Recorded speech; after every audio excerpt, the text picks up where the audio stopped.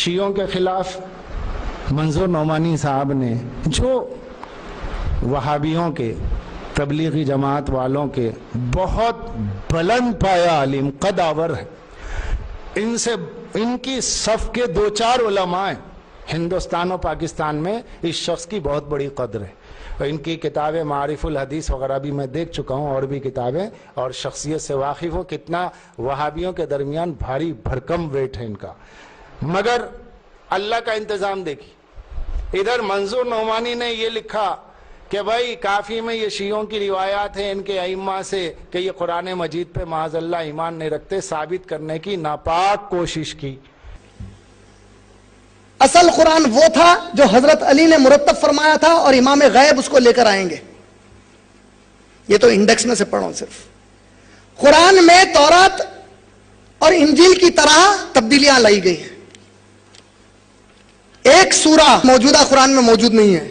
ادھر انہوں نے کوشش کی، ادھر پاکستان میں انہی کے ہم اثر، انہی کے ہم مسلک، انہی کے ہم مذہب، انہی کے ہم مشرب اور انہی کے ہم جلیس، یہ ہندوستان میں، اور ادھر انہی کے ہم عصر پاکستان میں ڈاکٹر اسرار احمد مفسر قرآن۔ اسرار احمد کا نام تو آپ نے سنا ہوگا نا، اکثر و بیشتر کیو ٹی وی پہ تفسیر قرآن بیان کرتے ہوئے، ابھی حال ہی میں انتقال ہوا۔ تو انہوں نے کتاب لکھی شیعہ سنی مفاہمت کی ضرورت و اہمیت۔ کتاب کا عنوان دیکھیے آپ، بڑی ہی ہوشیاری برتی گئی ہے، شیعہ سنی مفاہمت، ایک دوسرے کو سمجھنا، اتحاد نہیں کہا، مفاہمت، مفاہمت مانے ایک دوسرے کو سمجھنے کی ضرورت ہے، اتحاد کا مطلب سب سمجھے ہوئے ہم دونوں ایک ہی ہیں۔ بہت ہوشیاری انہوں نے بڑھتی ہے۔ اب یہ دیکھیے میں بتانا کیا چاہتا ہوں، اس میں جو میں نے تھوڑی بہت محنت کی ہے تو اس میں ملا کیا۔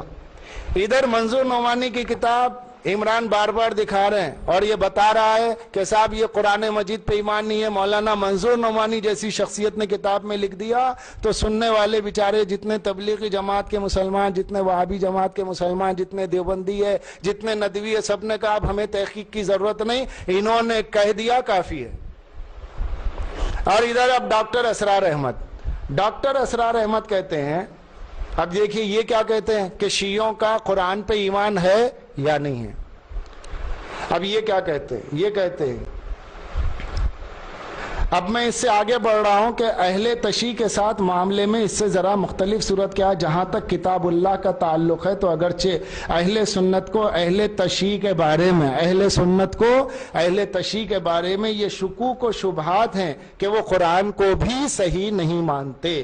ان کی بعض کتابوں سے اس کے حوالے بھی دیے گئے ہیں اور مولانا محمد منظور نعمانی نے اس موضوع پر بڑی مفصل کتاب لکھی ہے۔ منظور نعمانی کی یہی ایک کتاب ہے اور کوئی دوسری کتاب شیعوں کے بارے میں اتنی ڈیٹیل میں نہیں ہے۔ انہوں نے نام نہیں لکھا لیکن اشارہ اسی کتاب سے نام تو آ گیا نا، مولانا محمد منظور نعمانی نے اس موضوع پر، کس موضوع پر کہ شیعوں کا قرآن پہ ایمان نہیں ہے، اس پر کتاب لکھی ہے۔ لیکن اہل تشیع کا عمومی موقف یہ ہے کہ نہیں، ہم اسی کتاب کو برحق مانتے ہیں، قرآن کو شیعہ برحق مانتے ہیں، اور ہمیں ظاہر بات ہے کہ ان کا وہی موقف درست تسلیم کرنا چاہیے جو ان کی زبان سے ادا ہو رہا ہے۔ عمران کا یہ کہنا ہے کہ منظور نعمانی کی کتاب سے ثابت ہے شیعوں کا قرآن پہ ایمان نہیں۔ اسرار احمد کہہ رہے ہیں کہ منظور نعمانی نے روایتیں لکھی، ہمیں منظور نعمانی کی نہیں ماننا چاہیے، ہمیں خود شیعوں سے پوچھنا چاہیے کہ شیعوں تمہاری کتابوں کی روایات اپنی جگہ، تم بتاؤ کہ تم اس قرآن کو اللہ کا کلام مانتے ہو یا نہیں۔ تو شیعہ جب ہم سے خود کہہ رہے ہیں کہ اس کتاب کو مانتے ہیں تو ہمیں کیا ضرورت ہے کوئی کتاب دیکھنے کی کہ مانتے نہیں، یہ اسرار احمد کا کہنا ہے، اور وہی منظور نعمانی کے ہم عقیدہ ہیں۔ اب بتائیے عمران کے سننے والے مجھے یہ بتائیں کہ وہ منظور نعمانی کی کتاب کو عمران کی زبان سے سن کر شیعوں کے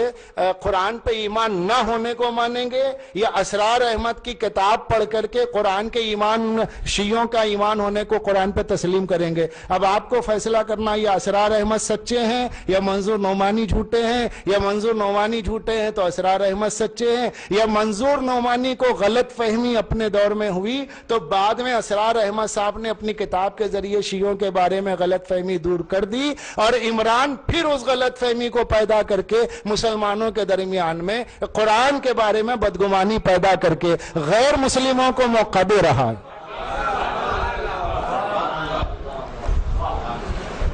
دوسری بات انہوں نے لکھی، اہل تشیع کا مستند موقف بہرحال یہی ہے۔ اہل تشیع کا، شیعوں کا مستند موقف بہرحال یہی ہے کہ ہم اسی قرآن کو تسلیم کرتے ہیں، اور مجھے یقین ہے کہ حضرت علی، کون کر رہے ہیں؟ اسرار احمد، مجھے یقین ہے کہ حضرت علی کا مرتب کردہ قرآن بھی اگر کہیں دنیا میں ظاہر ہوا تو وہ بھی سوائے ترتیب نزولی کے،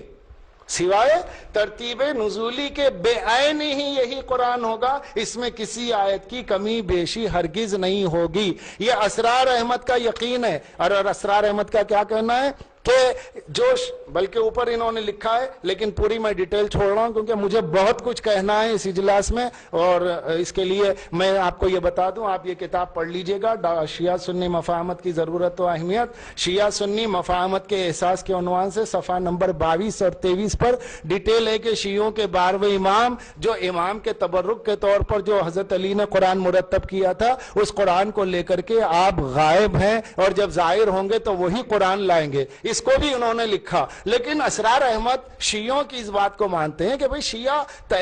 اس بات کو نہیں مانتے کہ یہ قرآن نہیں ہے، شیعہ صرف یہ کہتے ہیں کہ بھئی پہلا کون سا سورہ نازل ہوا، اس کے بعد کون سا سورہ نازل ہوا، جس ترتیب سے آیتیں نازل ہوئی، جس ترتیب سے جبریل سورہ لے کر کے آئے، مولا علی نے اسی ترتیب سے آیتوں کو، سوروں کو جمع کیا۔ تو جب وہ جس طریقے سے جمع کریں گے تو مثلا پہلی آیت اقرأ بسم ربک الذی، یہ آیت سورہ اقرأ نازل ہوا، اس کے بعد کہا جاتا ہے سورہ مدثر نازل ہوا، تو آج جو قرآن میں سورہ حمد ہے، اس کے بعد سورہ بقرہ ہے۔ اب مولا علی کا جو مرتبہ قرآن ہے اس میں تو کل ملا کے اسرار احمد کہتے ہیں کہ زیادہ سے زیادہ سورے آگے پیچھے ہوں گے، مگر قرآن تو وہ بھی جو لائیں گے وہ بھی اللہ کا ہوگا، یہ جو ہے یہ بھی اللہ کا ہے۔ تو پھر جھگڑا کیا ہے کہ ہم شیعوں کو یہ کہیں کہ یہ قرآن پہ ایمان نہیں رکھتے؟ ہم اسرار احمد صاحب کی اس کتاب سے پیش کر رہے ہیں، یہ بھی وہابیوں کے عالم ہیں، منظور نعمانی بھی وہابیوں کے عالم